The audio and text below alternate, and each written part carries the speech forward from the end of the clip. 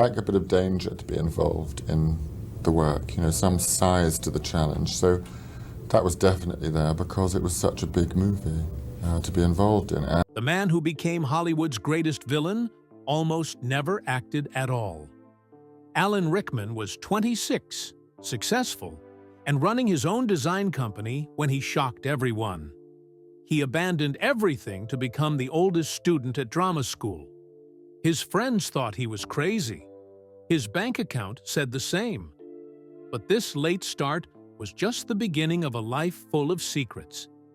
He nearly turned down Die Hard. He never got an Oscar nomination, despite being called the best actor of his generation. And in his final days, he left behind 26 diaries containing over 1 million words of secrets. Alan Rickman's story began far from the glamour of red carpets.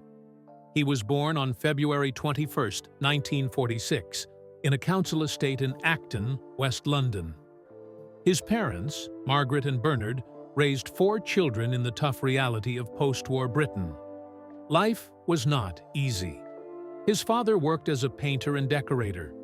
His mother took care of the home until she had to step in and earn money too. The family lived among rows of gray buildings, a place marked by rationing, frugal meals, and second-hand clothes.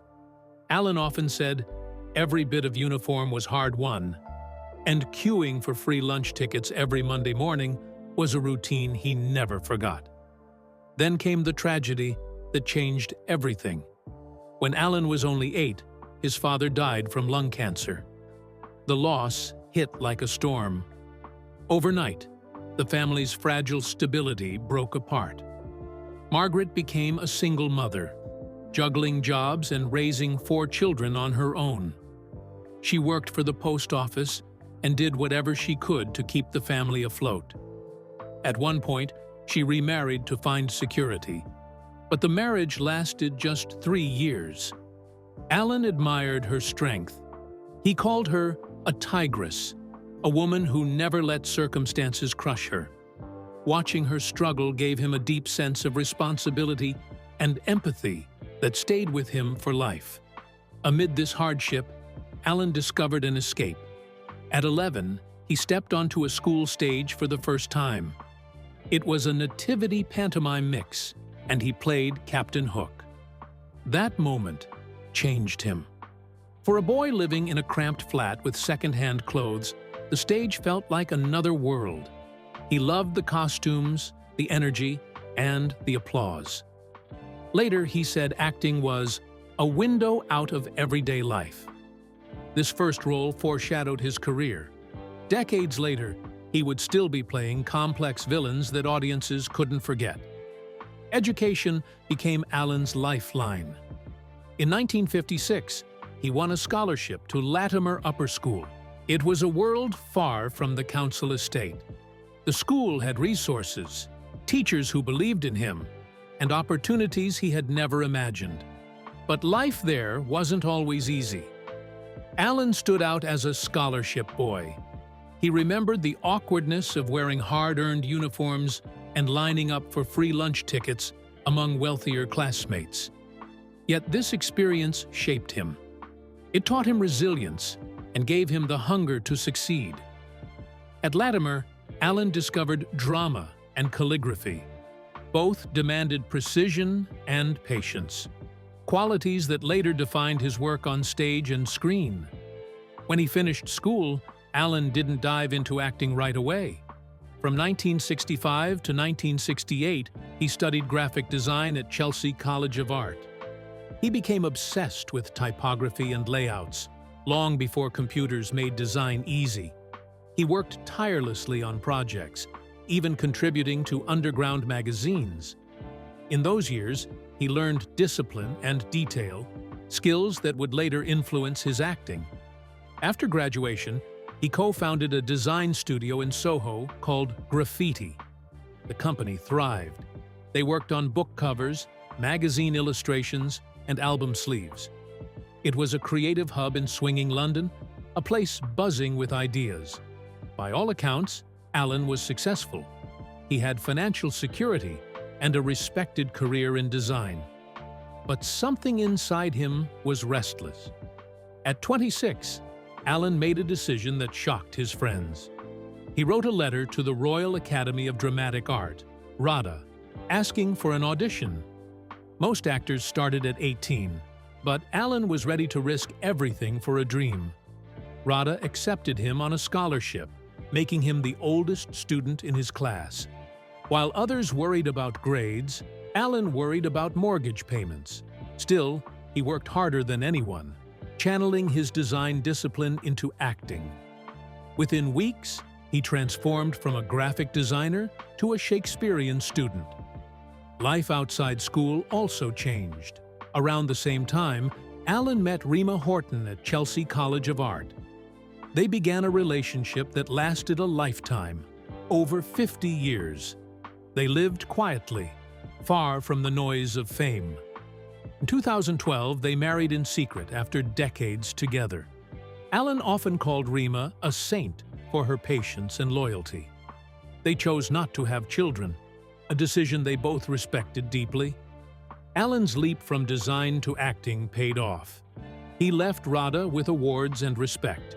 Within 10 years, he went from the oldest student in his class to one of the most celebrated actors in the world. It was 1978 when he first appeared on screen. He played Tybalt in Romeo and Juliet, part of the BBC's grand project to film all 37 of Shakespeare's plays. The very first one aired on December 3rd. That night, Rickman's intense performance stood out. That version of Tybalt hinted at the villains he'd later make iconic. But back then, he was sharing the screen with big names like Dame Celia Johnson and John Gielgud. Still, he held his own.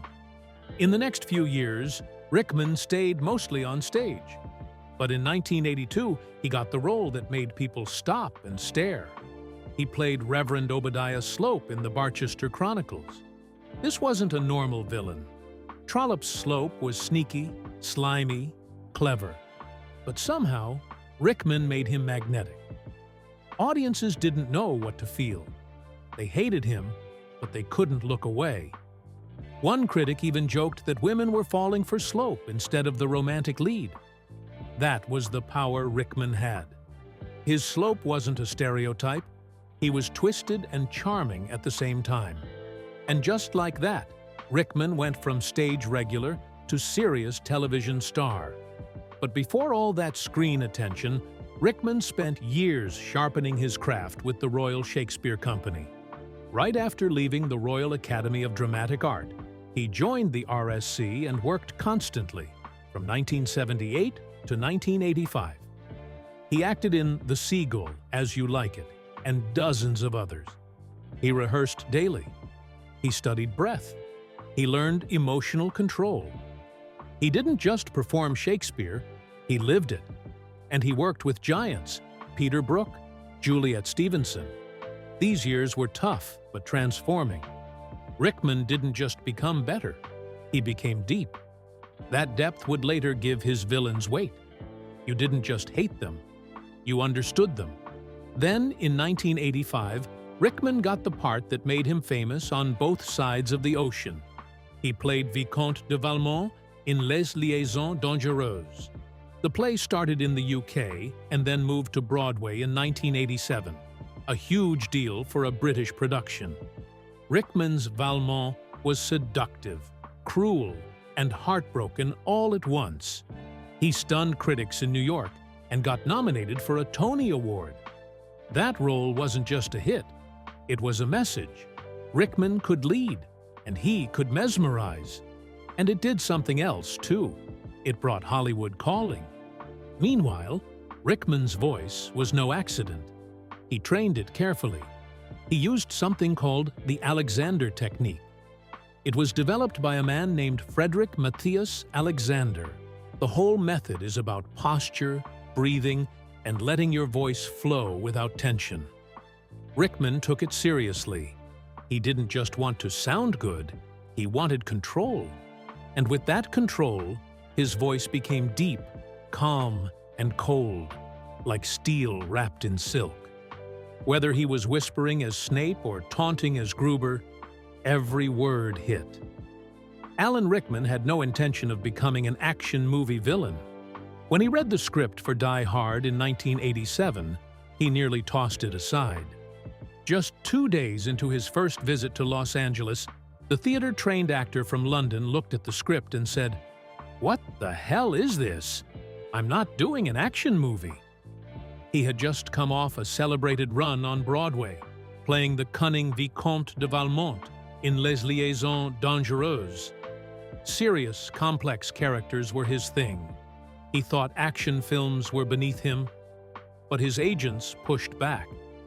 They reminded him he'd only just landed in LA and was already being offered a major film. That didn't happen to everyone. Even then, Rickman wasn't convinced.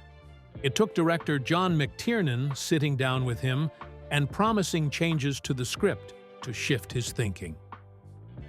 McTiernan rewrote Hans Gruber, giving him wit, control, and intelligence. He added layers, sarcasm, subtlety, and strategy. This wasn't just a generic villain anymore. And when Rickman noticed that the script also showed smart, capable black characters, something he called quietly revolutionary for the 1980s, that sealed it. He said yes, but it had been close. Too close. Had Rickman said no, the film would have had a very different legacy. The way Rickman even landed the role felt like something out of a movie. Producer Joel Silver was in the audience during a matinee of Les Liaisons Dangereuses on Broadway. Rickman's performance was magnetic, dangerous, intelligent, and seductive. Silver watched him command the stage and instantly saw Hans Gruber. At the time, Rickman was 41 and had never acted in a film. In Hollywood terms, he was a nobody. But Silver didn't care. He waited until the show ended and offered him the role. It was risky. Studios didn't usually cast unknowns in blockbuster action films. But Silver trusted his gut. And within a year, Rickman was a star. Still, Rickman didn't just show up and follow orders. Despite being a newcomer to film, he offered his own creative input. And he made a real impact. One of his smartest ideas was to slow down. He suggested adding long pauses before Gruber delivered a threat or gave an order. Instead of rushing the lines, he let silence hang in the air. It made Gruber more unpredictable. Audiences never knew what he'd say or do next. These pauses drove the editor crazy because they were hard to cut. But director McTiernan loved the tension they created. Rickman's timing, influenced by years of Shakespearean theater, made Gruber feel real. This wasn't some cartoon villain. This was a man who thought before he acted, and that made him terrifying. At the time, action movie villains were mostly muscle-bound goons with bad tempers. They shouted, punched, and died. Rickman changed all that. At 41, he brought something totally new. Gruber wasn't just smart, he was stylish. He had poise, confidence, and charm. He was cultured. He dressed well. He spoke clearly. He didn't need to raise his voice to be deadly. Critics noticed the difference. Empire magazine called him the thinking person's sociopath. Vanity Fair said he was the last villain to truly seduce audiences. Gruber was terrifying, but people liked watching him. That was rare. Rickman had redefined what it meant to be evil on screen. Die Hard exploded at the box office. Released in July 1988, it made $83 million in the US alone. Huge money for the time. It was the 7th biggest hit of the year. And suddenly, Rickman wasn't a stage actor anymore. He was a Hollywood star. One film had launched a whole new career. He went on to play the Sheriff of Nottingham, then Severus Snape, and many more. But it all started with a role he almost turned down. Gruber became one of the greatest villains in movie history, and it was Rickman's performance that made it happen. Without him, Die Hard wouldn't have been the same. Maybe it wouldn't have worked at all. Alan Rickman became world famous after playing Hans Gruber in Die Hard in 1988. His voice, his eyes, and that chilling calm made him unforgettable. But with that fame came a problem. Hollywood now saw him as the villain. Rickman didn't want to be stuck in that role forever. So, he made a bold move. Instead of chasing another bad guy part, in 1991 he took on a completely different character, Jamie, the ghost in Truly, Madly, Deeply. It was a soft, emotional role. He played a man full of love and heartbreak. Film critic Roger Ebert said people didn't even realize it was the same man from Die Hard. That's how much Rickman transformed. He didn't stop there. In 1995, he joined Sense and Sensibility. He had a choice: play the charming, wild Willoughby or the quiet, noble Colonel Brandon. Most actors would have picked the flashier role, but Rickman chose Brandon. It was a softer man, full of patience and hidden strength. Emma Thompson, who wrote the film, often joked about it with him. She even wrote in her diary how sweet and gentle Rickman was behind the scenes. In the years that followed, he kept surprising people. On stage, he played powerful characters like the Vicomte de Valmont. In Close My Eyes, he portrayed a deeply troubled husband. He refused to be boxed in. He wanted people to see every part of him: his humor, his pain, his kindness. And he pulled it off every time. Even when he was just using his voice, Rickman gave everything. In 2005, he played Marvin the paranoid android in The Hitchhiker's Guide to the Galaxy. It wasn't just voice acting, he changed how he spoke. He made his voice sound metallic, slow, and deeply depressed. He said he practiced a kind of micronasality, like his words were being pushed out by an old machine. His goal was to sound like a robot that hated being a robot. And somehow, under that robotic tone, he still gave Marvin heart and humor. People couldn't believe it was the same actor behind Snape or Hans Gruber. Then in 1996, he stunned everyone again, this time as Rasputin. In Rasputin, Dark Servant of Destiny, a TV film by HBO, Rickman played the infamous Russian mystic. He was terrifying, kind, intense, and unpredictable, all at once. Critics were blown away, and so were awards shows. Rickman won the Emmy, the Golden Globe, and the Screen Actors Guild Award for Best Actor. That's the triple crown of television. Very few actors ever do that, and he did it with a TV movie, not even a big blockbuster. That's how powerful his performance was. But even with all that success, one thing never happened. He never got an Oscar nomination. Not once. In 2009, The Guardian called him the best actor never to receive an Oscar nomination. Fans were shocked. Critics were angry. He had done it all: Die Hard, Harry Potter, Sense and Sensibility, Rasputin, and still the Academy ignored him. Nobody could explain it.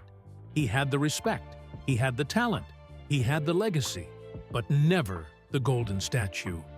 In 2000, long before the world knew the truth, J.K. Rowling pulled Alan Rickman aside and quietly told him something no one else would hear for 7 more years. Snape was not just a bitter professor, not just a cold-eyed potions master.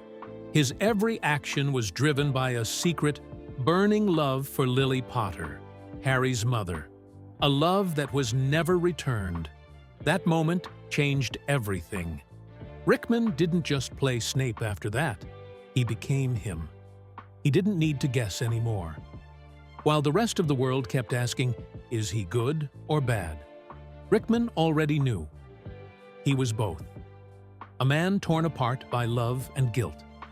And for the next decade, he carried that secret in silence. You could see it in every icy glare, every half-said line. What looked like cruelty was heartbreak in disguise. Privately, Rickman kept notes. His diaries reveal how deeply he used that knowledge. Every eye movement, every sigh, every tiny pause had meaning. He once wrote that knowing the truth gave him a cliff edge to hang on to. In his mind, every scene was two scenes: what the audience saw and what Snape felt. The ache, the regret, the impossible loyalty. Watch closely, and you'll see it too, especially when he looks at Harry. A flicker of softness, the ghost of Lily. To Rickman, Snape wasn't just a character. He was what he called a living palimpsest, a soul written over again and again, yet never erased. With each film, he peeled back a new layer. Sometimes he had to act cruel, knowing he was building toward a payoff no one else could see coming. That final scene, Snape's death, hit him hard. In a 2007 diary entry, Rickman admitted he cried while reading it. He saw Snape's death as a moment of truth. In 2005, Alan Rickman was preparing to return as Severus Snape in Harry Potter and the Order of the Phoenix. What nobody knew, not his fans, not the cast, not even most of the crew, was that he had just received a devastating diagnosis: aggressive prostate cancer. He didn't stop working. He didn't tell the world. Instead, while everyone else saw him delivering another powerful performance, Rickman was silently battling for his life. Between read-throughs and filming schedules, he was undergoing treatments. In January 2006, he had a radical prostatectomy at Vanderbilt University Medical Center in Nashville. The timing was dangerous. Major casting and filming decisions were happening. The pressure was enormous. But Rickman didn't want to cause concern or slow anything down. So he endured it in silence, carrying a secret so heavy it could have broken anyone else. In his personal diaries, he wrote about what it felt like to hide such a painful truth. He said it was like becoming a role one plays without rehearsal. He used Snape's costume as a kind of armor. When the ring went on, when the black robes wrapped around him, something inside shut down. He became colder, less chatty, less open. It wasn't just acting anymore, it was survival. At one point, he nearly quit. Just weeks after surgery, on January 30th, 2006, he wrote that he had finally decided yes to HP5. But he wasn't excited. He was numb. He had spent days weighing the pros and cons, wondering if he had the strength to go on. But in the end, one thought pushed him through. See it through. It's your story. That line said everything. He wasn't just playing Snape anymore. He was Snape. Misunderstood, suffering, and holding everything in. His pain wasn't just acting.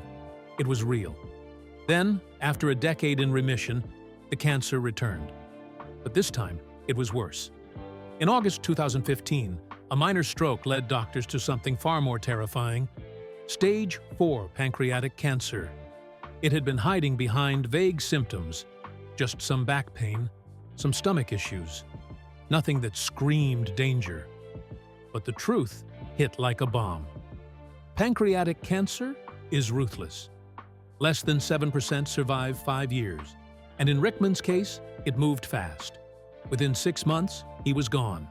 He died on January 14, 2016, just days after David Bowie, who had also kept his cancer a secret. It was a 1-2 punch of heartbreak. Fans everywhere were stunned. His wife, Rima Horton, later spoke about how shocking it was. She said they never imagined it could be something so serious. The signs were just too mild, too vague. But that's what makes pancreatic cancer so dangerous. More than half of those diagnosed die within 3 months. In the UK alone, it kills over 800 people every month. Rickman never stood a chance. Still, even while dying, he never stopped giving. In his will, he left $100,000 to 4 charities, each one meaningful to him. RADA, where his career had begun; Sponsored Arts for Education; the Facial Surgery Research Foundation, better known as Saving Faces; and the International Performers Aid Trust. Each received $25,000. The rest of his $4 million estate went to Rima, but Rickman's giving went beyond money. Since 2000, he had been the patron of Saving Faces. He didn't just lend his name, he showed up. He recorded voiceovers, attended events, and spoke at the launch of the National Facial and Oral Research Center in 2014. His presence brought donations, awareness, and credibility. And, most importantly, hope. Just a month before he died, Rickman made one last gift in the form of a video. It was just a tortoise eating a strawberry, but with Rickman's voice narrating. Every view generated ad revenue for Save the Children and the Refugee Council.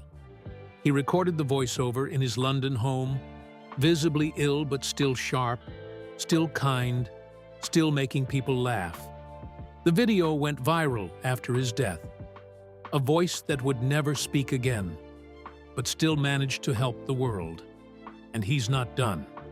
In 2020, Saving Faces launched a campaign to raise $5 million for a permanent professorship in facial surgery, named in his honor. They want 1 million people to donate. That's how many in the UK suffer facial injuries or disease every year. Yet the funding gap is massive.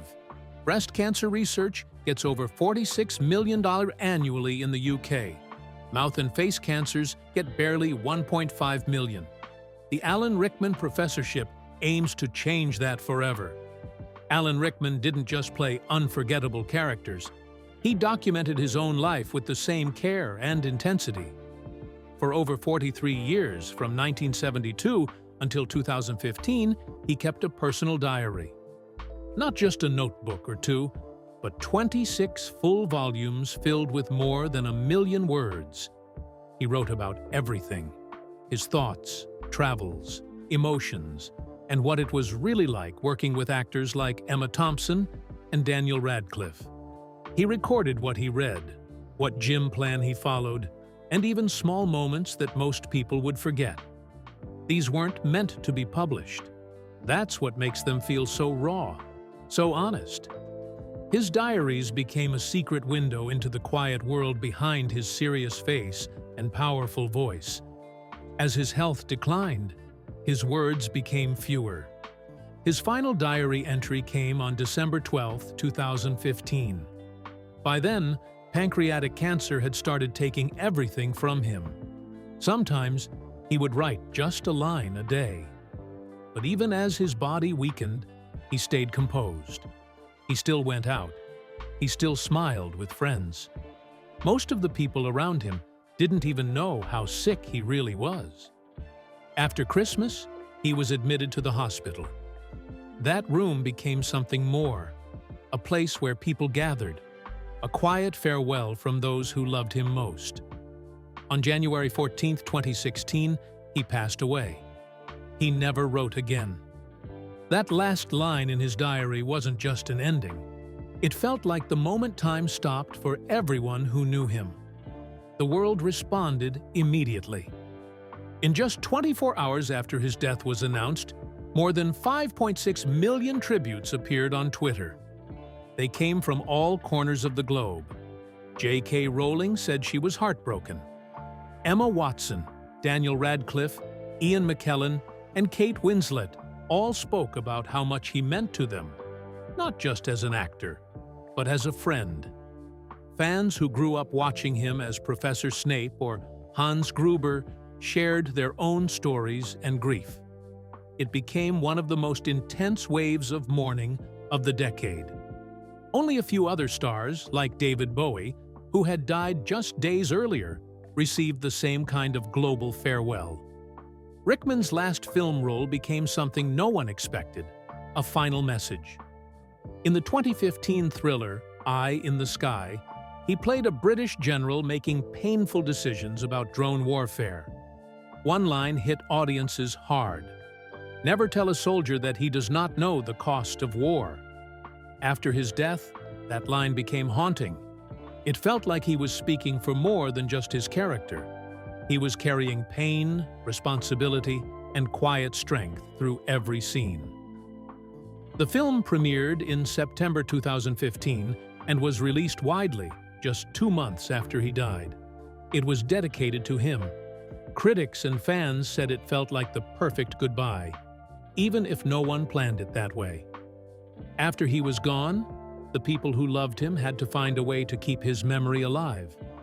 His partner of over 50 years, Rima Horton, found a purpose in her grief. She became an advocate for pancreatic cancer awareness. She spoke openly about how fast the illness moved, how few symptoms it showed, and how little people knew about it. At an event in London, she stood among 800 pairs of empty trainers, each pair representing a life lost every month in the UK to this cancer. She told the world that Alan had so much more to give, and that his loss should matter.